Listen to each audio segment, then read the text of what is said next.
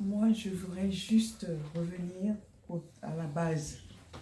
La prière, c'est vrai, on a entendu beaucoup de choses, c'est le cri, tout ça, vers Dieu, l'harmonie avec Dieu et tout.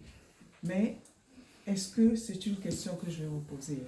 Est-ce que nous pouvons parler de prière sans parler du cœur, sans parler de la foi? Ces deux paramètres-là me paraissent très importants, d'une part. Et d'autre part, si nous parlons de prière sans le cœur, il faut vraiment comprendre que nous faisons de la récitation. On récite des choses parce que dans beaucoup d'églises, dans beaucoup de congrégations, les gens récitent. Bon, on récite Notre Père, on récite une prière de purification, une prière Mais ce sont des récitations. Tant que le cœur, notre cœur, n'est pas en contact, en harmonie avec ce Dieu, avec notre Dieu, alors nous ne prions pas. Quand on dit nous ne savons pas prier, c'est vrai. Il faut apprendre à prier. Parce qu'on peut prier n'importe quand, n'importe où. La prière n'a pas de temps. Vous voyez, il y a plusieurs choses que moi, je voudrais qu'on approfondisse. La foi qui soutient notre prière, le cœur qui dit quelque chose, et la prière qui n'a pas de temps. C'est-à-dire que on ne peut pas dire, moi je veux prier, j'attends par exemple 18 heures pour prier, j'attends. Non, c'est une communication permanente et sans cesse. Si on part sur cette base-là, alors on redéfinit la prière. La prière a une autre dimension. Comme disait maman de la paroisse a dit tout à l'heure que c'est un acte vital. Oui, l'acte c'est prier, c'est... Il y a les athées prient à leur manière. Les chrétiens prient. Même peut-être les animaux, qui sait, peut-être ils disent leur prière aussi. Quand vous entendez les oiseaux chanter, mais leur louange, c'est quoi? Ils ont mangé, ils prient, ils disent adieu, peut-être. Nous ne connaissons peut-être pas le... Mais la prière, c'est quelque chose de vital.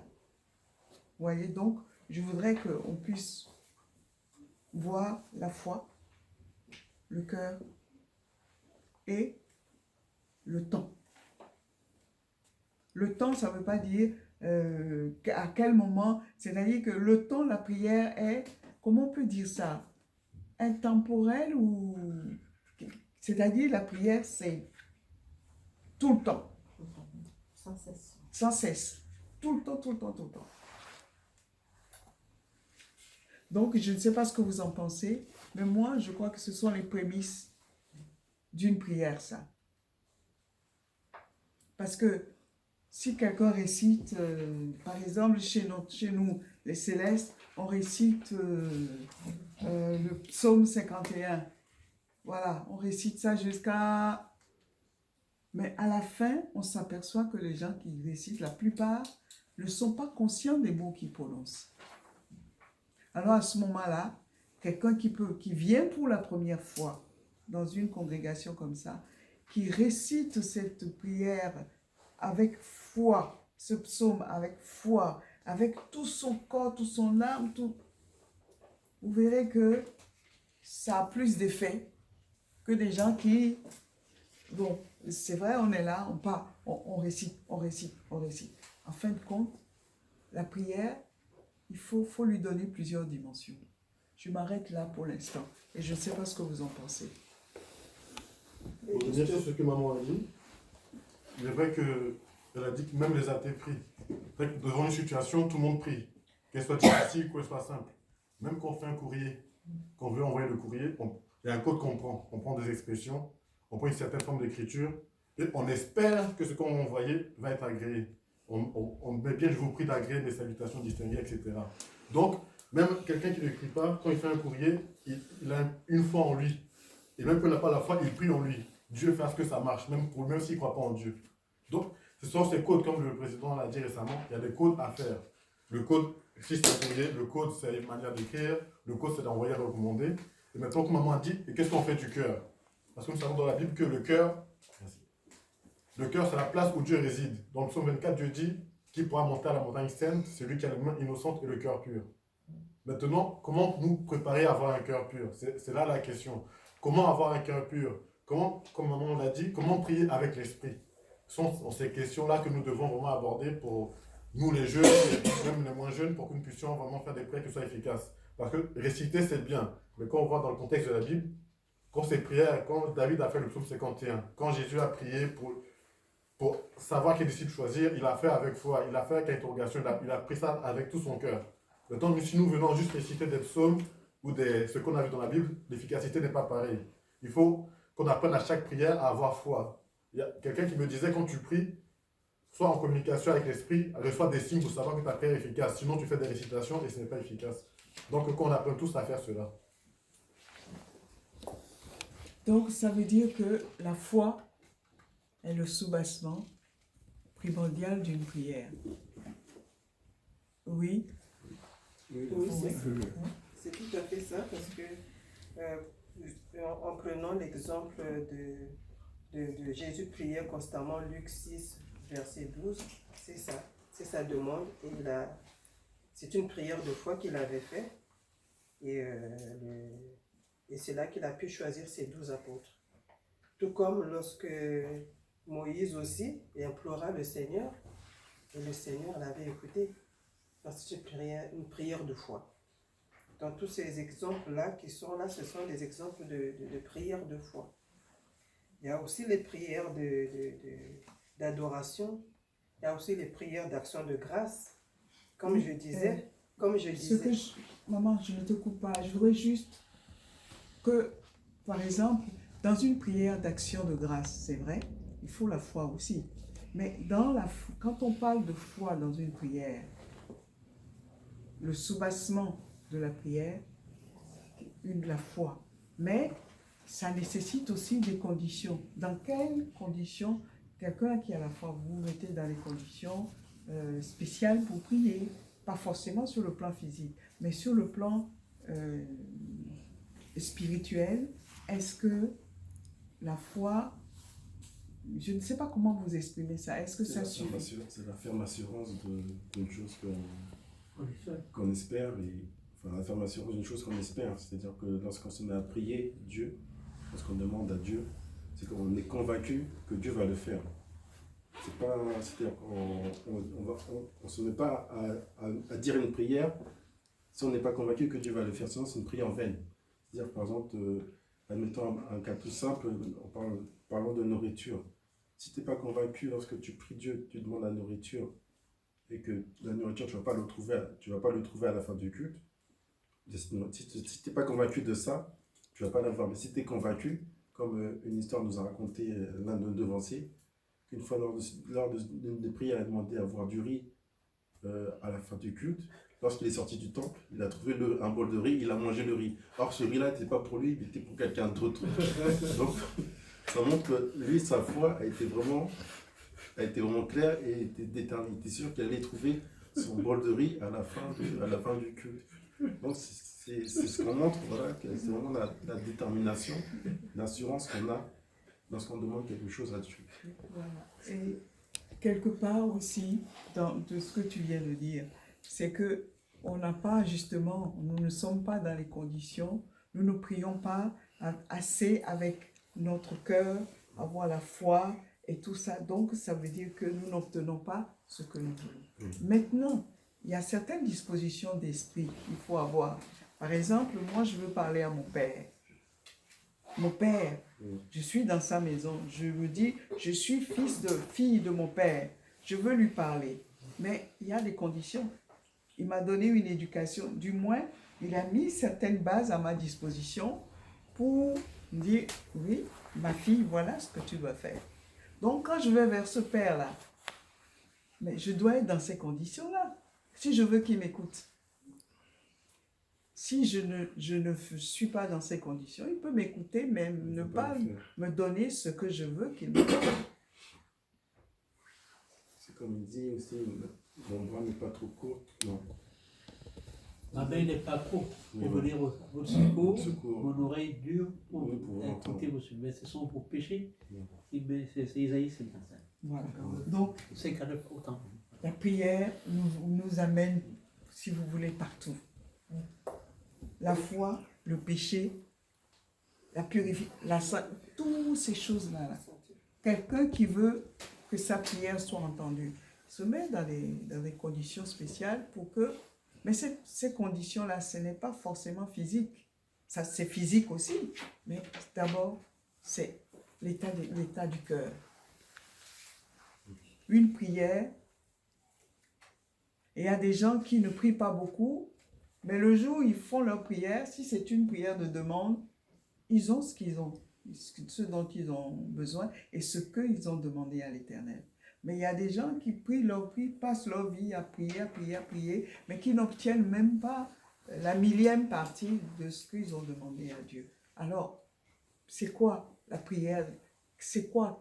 Comment on peut donner, quelle dimension pouvons-nous donner à notre prière ou nos prières pour que ça puisse passer? Est-ce que j'ai une question? Quand j'entends bien que la prière est une demande. Mais nous, à l'Église céleste, on prie 7 fois par jour, normalement. On appelle ça des adorations. Est-ce que pendant ces sept prières, est-ce qu'on a toujours quelque chose à demander à Dieu? Si on appelle ça adoration, ce n'est pas seulement parce qu'on a la demande. C'est parce qu'on a foi que Dieu existe et que nous le rendons grâce à travers ces chants-là. Donc, il ne faut pas comprendre la prière seulement je vais demander quelque chose à Dieu pour obtenir. Il faut que nous aussi, nous reconnaissions que Dieu existe et que Dieu veille sur notre vie et que nous devons toujours l'adorer. C'est pour ça que nous faisons ces 7 prières journalières par jour. Journalières. Et dans le sens où aussi, Tu n'as quand... pas posé la... Excuse-moi. Tu dis ou tu poses la question? C'est les deux. C'est ma question parce que j'ai déjà entendu.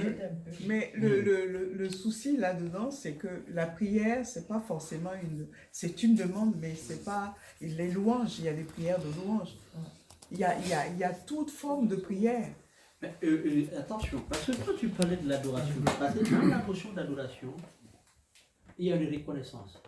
Donc tu demandes à Dieu, c'est-à-dire que tu es en train de demander à Dieu qu'il accepte ta reconnaissance. Parce que c'est aussi c'est une demande. La prière, c'est la demande. Tout ce que nous faisons, c'est le rapport de la prière entre l'homme et Dieu, c'est une demande.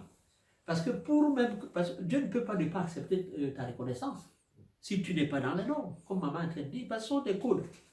Si par exemple, je ne sais pas, qu'on appelle ça, je ne respecte pas mes parents, je piétine les lois de Dieu et tout, et je veux que Dieu puisse accepter mon adoration. Tu crois que Dieu va accepter cela? Donc ça veut dire que nous sommes dans la notion de demande. Je voudrais intervenir parce que je pense qu'on est allé trop vite en besogne. On devait les laisser déjà définir et puis calculer vraiment la notion de prière avant d'attaquer Les petits points. ces genres de choses. Parce que on a vu que dans la lettre qu'on fait, par exemple, dans tout ce qu'on a dit, on a vu que dans une lettre, on s'adresse par exemple à un homme, mais c'est une prière. Et on a vu aussi que la notion de prière engendre la communication. Alors que nous, dans notre cas, spécifiquement pour l'Église du christianisme céleste, on part d'un humain à une divinité. Donc, à partir de cet instant-là, il faut déjà écarquiller... Vraiment, si vous parlez de l'Église du christianisme céleste, il ne faut pas utiliser le mot divinité, je regrette. Non, j'ai bien compris, mais puisqu'on était dans la définition de la prière, on a vu que certains peuvent prier des esprits, certains peuvent prier Dieu, d'autres peuvent prier à travers d'homme à homme. Donc j'ai voulu qu'on les laisse déjà chuter et qu'ils définissent comme ils veulent la prière et que nous maintenant on remonte petit à petit sur la différence entre notre prière, parce que le devancier a dit par exemple que quelqu'un est venu le voir et lui a demandé c'est quoi la prière. Ça veut dire que nous, on a une particularité dans la prière. La Bible dit qu'il faut rentrer dans sa chambre. Donc, si je n'ai pas de chambre, je ne peux pas prier. C'est pas la chambre. Oui, mais c'est tout ça qui fait... C'est justement tout ça. C'est tout ça qu'on devait les laisser chuter, faire les différences entre les différentes prières et puis nous remonter sur le socle de prière dont on veut parler pour qu'on aborde tous ces termes-là. Du coup, vous voyez que quand on va rentrer dans l'adoration, on est un peu perdu par rapport à quelqu'un qui suit, il ne sait pas de quoi on parle réellement. On est parti sur le fait de prier. Donc, j'aurais voulu qu'on les laisse terminer leur petit exposé sur la prière, et puis après, maintenant, quand on rentre dans les différents aspects de la chose. Moi, je suis d'accord avec ça. Mais- Quand je disais, chaque fois, et quand je parle avec ma femme, par exemple, elle dit de lui répondre comme elle pense, de commencer par d'abord le pourquoi. Je dis d'abord le pourquoi, on va parler de choses. Non. Moi, je sais comment je parle, il faut répondre par oui ou non, on n'est pas au tribunal. Je dis d'abord le pourquoi, je dis oui. Après, je dis oui. Sur la prière, comme on l'a défini, comme j'ai pensé, la prière pour tout adhérent à la discipline issue de Jésus et qui pratique. Et les gens qui sont pas de Jésus, qui La prière en général, je parle là de ceux qui sont chrétiens, en général. Et maintenant, on va essayer de prendre quelques parties concernant la prière au sein de l'Église céleste, comme l'Église céleste l'a défini. Moi, j'ai trouvé que l'Église céleste, elle est simple, claire. Chaque chose a son nom. Donc, les prières ont des différents noms, donc le contenu doit être différent. Prier, c'est élever, comme son âme vers Dieu. La prière, tout à l'heure je disais que la prière, selon la situation, l'incitation qui te pousse à prier. Prenons le cas d'un enfant qui tombe ici, là, tout de suite. Qu'est-ce qu'on va faire? On ne cherche pas tout de suite. On va chercher à le guérir. Donc, à combattre le mal. C'est quelque chose qui t'incite à faire. C'est pourquoi la prière n'est pas dictée. C'est tout de suite la situation qui te dit, voilà ce qu'il faut faire.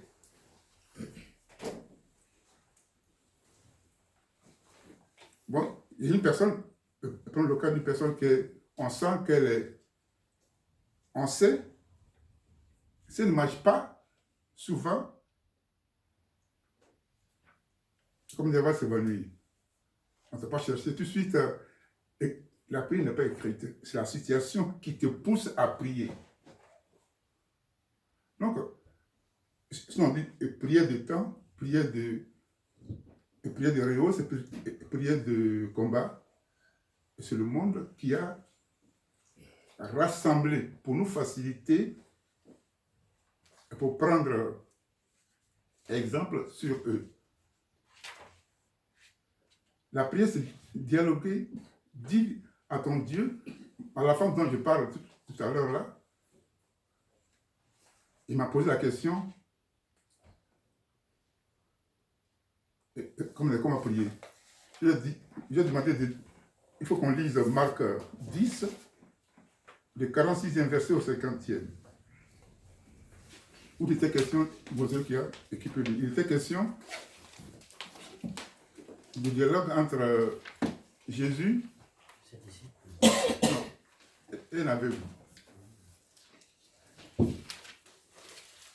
Marc 10, 651. Celui qui l'a. Personne? Marc 10, combien? 46 à 51.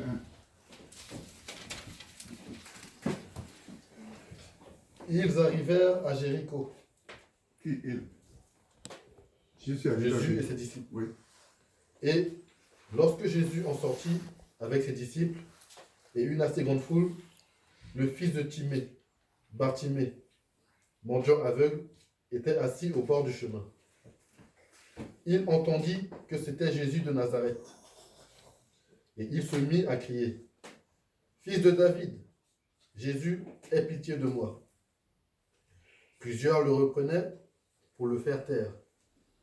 Mais il criait beaucoup plus fort, « Fils de David, aie pitié de moi. » Jésus s'arrêta et dit, « Appelez-le. » Ils appelèrent l'aveugle en lui disant, « Prends courage, lève-toi, il t'appelle. » L'aveugle jeta son manteau et se levant, d'un bond, vint vers Jésus. Jésus, prenant la parole, lui dit, « Que veux-tu que je te fasse ?» Que veux-tu que je te fasse, toi, jeune homme? Oui. Rabouni lui répondit. Lui répondit l'aveugle, « Que je recouvre la vue. » Voilà. Et Jésus lui dit, « Va, ta foi t'a sauvé. » C'est ça la prière. Et j'ai dit à cet enfant, une fois que tu es connecté, toute fois que tu te mets à genoux, tu as la connexion avec Jésus ou avec Dieu, il te pose la même question. Que veux-tu que je fasse pour toi? Est-ce que tu as demandé, maman, Lévi, qu'est-ce qu'il faut que je dise? C'est toi qui as mal au ventre. Tu as mal aux pieds. Jésus te demande, il faut que je fasse quoi? La réponse que tu vas donner là, c'est ça la prière. Parce que tu sais qu'il est capable de le faire. Donc, on prie donc Dieu. On sait qu'il est amour. Il est Dieu. Bien qu'on sache qu'il est exigeant. Il dit qu'il peut le faire. Il peut tout répondre. Il peut nous donner tout ce que nous voulons. Et comme l'a dit tout à l'heure, je ne sais pas qui là, il y a des conditions. Il faut être en harmonie avec lui. Il faut le respecter. Ce n'est pas parce qu'il est amour que tu vas bafouer ses lois et puis il va applaudir. Non, tu n'auras pas ce que tu demandes. Il faut être en harmonie avec lui. Être en harmonie, là, il faut balayer sa maison à lui, qui est ton cœur. La balayer comment? Il faut éviter les idoles qui sont remplies dedans, les idoles dans le cœur. Comme nous dit quoi, c'est Ézéchiel, la colère, tout ce qui est négatif que nous connaissons. Il faut les lier. Il faut qu'ils sachent que tu fais ça. Surtout, il faut vivre la loi royale qui est l'amour. Parce que c'est cette loi qui regroupe toutes les lois. À partir de cette loi, tu peux aller vers toutes les lois. Donc la prière, c'est... On lui sait capable. C'est pourquoi on lui demande. Mais on trouve que... On nous dit souvent, sinon la Bible dit, nous demandons et nous ne recevons pas parce que nous prions mal. Mais comment donc prier? Ça veut dire c'est conduire, il faut le mettre. La prière là, il faut participer à activer toi-même la réponse à la prière.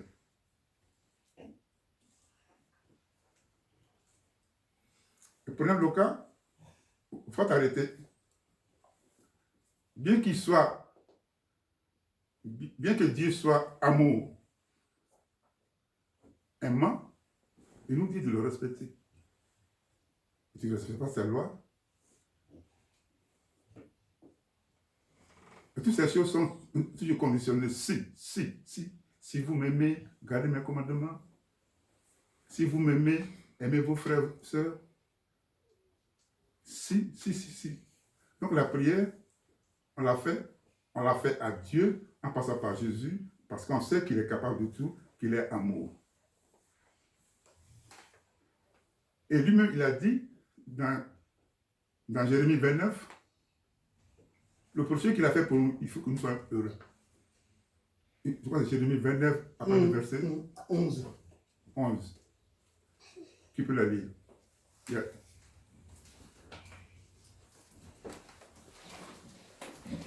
Le verset 11 dit quoi?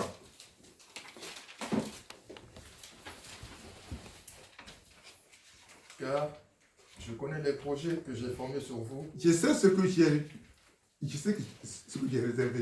Je vous ai réservé. Dit l'Éternel. Dit l'Éternel. Projet de paix et non de malheur. Projet de paix, non de malheur. Afin de vous donner un avenir et de l'espérance. Oui. Vous m'invoquerez et vous partirez. Vous me prierez et je vous exaucerai. Vous me chercherez et vous me trouverez. Il y a deux parties là. Il a promis, il a fait cette promesse. Mais c'est conditionné. Il faut demander, il faut me prier. Si vous me cherchez de tout votre cœur. Et si vous me cherchez de votre cœur, vous me trouverez. Donc, Dieu a deux parties là. Le 11 dit, je vous ai promis ça. Mais il faut demander. Ça veut dire, on fait la prière avec lui. Il faut prier avec foi, d'accord, mais avec connaissance. Il faut essayer de lui prendre au mot. Tu as promis de me bénir, sans oublier qu'il t'a dit de prier. Et prier combien de fois? Combien de minutes? Sans relâche. Voilà le cas de la veuve qui vient demander une justice. Combien de fois elle est venue? Jusqu'à ce que on lui fasse justice. Elle n'est pas venue s'arrêter. Hein? C'est-à-dire quand tu te lances dans le combat, sinon dans la demande, fais-le jusqu'à ce que Dieu réponde. Ça veut dire qu'il ne faut pas arrêter la prière. Effectivement, il faut prier sans relâche. Avec persévérance. C'est avec la foi, non, avec la connaissance que tu lui rappelles ça. J'ai appris, je sais que tu as dit, tu vas me bénir. Mais très souvent, on oublie qu'il faut prier. Donc la prière, il faut la faire sans relâche. Dieu nous aide dans notre marche, quand nous marchons. Mais si nous arrêtons, il s'arrête. Si tu ne marches pas, il va s'arrêter. Et tu vas dire, Dieu va faire. Prends le cas d'un enfant commun qui est la classe de terminale. Il fait un trimestre, il s'arrête. Dieu va le faire. Le jour de l'examen. Est-ce que vous savez Dieu va faire? Il ne va rien faire. Dieu s'est arrêté depuis qu'il a arrêté. Dieu allait l'aider. S'il allait à l'école, la dernière aide, c'est à l'examen. S'il a fait tous ses cours à l'examen, Dieu va lui rappeler ce qu'il a appris. Mais s'il n'a rien appris, Dieu ne va rien faire. Donc la prière qu'on lance avec Dieu, il faut qu'on soit dans le processus jusqu'à la fin. Bon, si je comprends bien, avant la prière, il y a l'attitude à avoir, c'est ça? Il y a une attitude, un comportement qu'il faut intégrer. Il faut une connaissance. La connaissance qui nous dit que tu as dit ça, Dieu. Tu as dit tu vas me faire ça. Cette connaissance, il faut continuer à prier. Dans ces conditions, il peut t'aider. Après l'exemple de l'élève qui attend le dernier moment là, c'est quand tu as oublié, tu as appris. Dieu t'a aidé, tu as appris. Mais au dernier jour, tu oublies. Dieu te rappelle. Si tu n'as rien fait, Dieu ne va rien faire. Donc, je disais, quand tu marches, que Dieu t'aide dans ta marche. Si tu as arrêté, il s'arrête. Donc, il y a beaucoup de choses. La prière elle-même, ce n'est pas dicté. On ne dit pas qu'il faut faire une prière de bonheur. Non? Ou bien il faut faire une prière de combat. C'est la situation qui te dit ce qu'il faut faire. Et l'autre qui est là, on va dire que c'est la prière de combat qu'il a fait. Sinon, c'est la situation qui t'incite à faire la prière spontanément. Il y a des prières qu'on prépare, oui. On va sanctifier la maison d'un tel. Le responsable dit que il y a des gars là-bas. Ceux qui sont là, ils sont costauds. Donc, préparez-vous. Ça veut dire demeurer dans la sanctification, afin que les anges qui travaillent avec toi travaillent. Parce qu'il faut qu'ils soient avec toi. Il faut que là, ils soient avec toi pour qu'ils la combattent. Mais si tu es souillé de la souillure, là, il ne faut pas t'apprêter. Et tu vas là-bas, et c'est à toi qu'on va faire le prière de combat. Parce qu'il y a un des costauds. Et Jésus l'a signifié. Il dit, ce genre d'esprit, c'est avec le jeûne et la prière. Donc ça veut dire qu'il faut se préparer. Il faut lessiver sa partie, le cœur. Donc s'il n'y a pas de situation, s'il n'y a pas une circonstance déterminée, il n'y a pas de prière. C'est ce que vous voulez dire. Moi, Jeanne et devancier Samba. C'est ce que vous voulez dire. Donc, il faut qu'il y ait une situation pour qu'on puisse prier. Or, Pierre nous rappelle bien Il dit, veillez, priez sans cesse, car votre ennemi, le Satan, rôde Comme un lion. comme un lion. Oui, mais Voilà. c'est pareil. Parce qu'il faut compris. Il faut prier sans relâche pour que ces esprits-là soient toujours prêts. Ok, attaquer n'importe quelle situation, il faut toujours prier. Oui, il fallait ajouter ça. Parce que les gens voudraient attendre, selon votre définition, les gens voudraient attendre qu'il y ait une situation avant. Parce que vous avez bien utilisé le mot situation. Donc, Qui incite, alors que la Bible nous enseigne qu'en tout moment, en toutes circonstances, on doit être en prière. Pour être prêt Voilà. à toutes circonstances. Voilà. Donc, c'était ce que j'avais.